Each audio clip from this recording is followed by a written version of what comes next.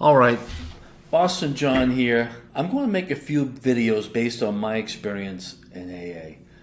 And this one here is basically how to know if you're an alcoholic. And when I say that, as defined by our literature.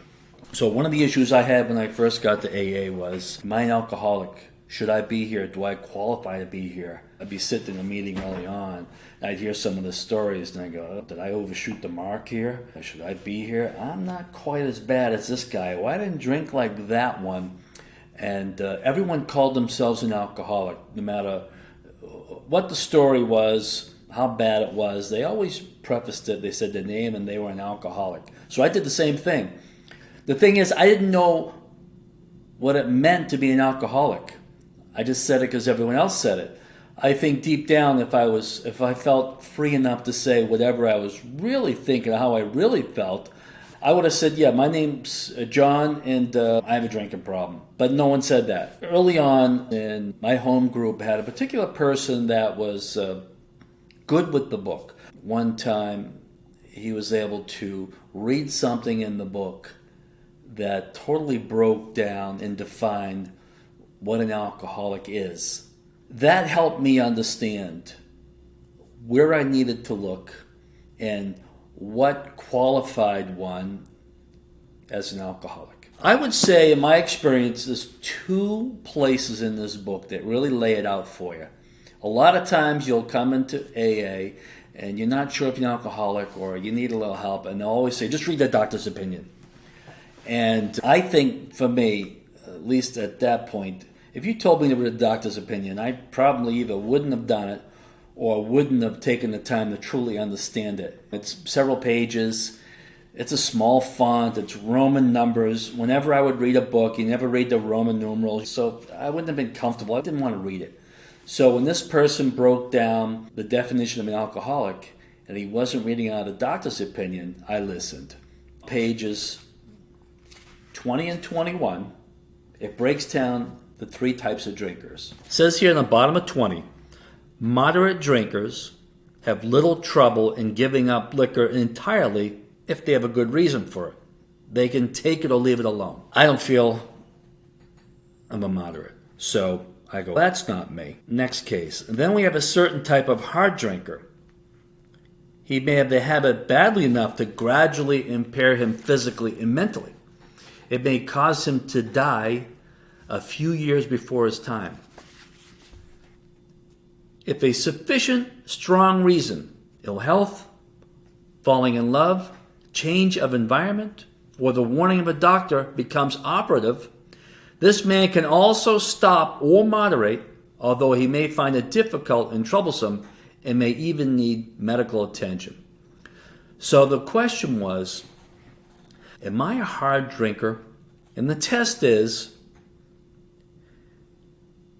have I been presented with sufficient reason in my life to stop drinking? Perhaps I decided to stop and then did not stop. They list these examples of reasons: ill health, falling in love, change of environment. Have I ever been able to stop or moderate? So that's the question.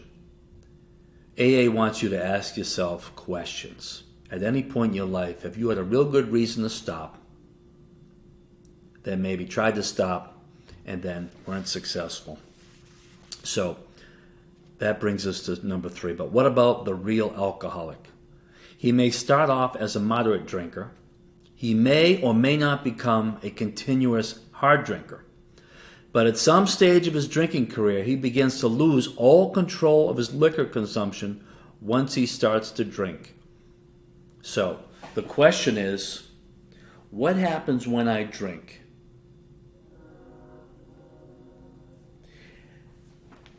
Have I lost control of my drinking? The hard drinker has not lost control of his drinking because, with a good enough reason, he can stop or moderate. The alcoholic begins to lose all control of his liquor consumption once he starts to drink. No matter what the reasoning or whatever situation he's in, whatever he said to himself before going out to drink, whatever precautions he's taken, If, when you honestly want to, you find you cannot quit entirely, or if when drinking you have little control over the amount you take, you are probably alcoholic. So, that's the question. Have you ever tried to quit? It made complete sense to quit, you even wanted to quit. But at some point in time, you talked yourself into drinking it again, despite all that you know about your drinking and what happens when you drink. Have you ever had any control over your drinking? Meaning, when you start drinking, can you stop abruptly and just go home?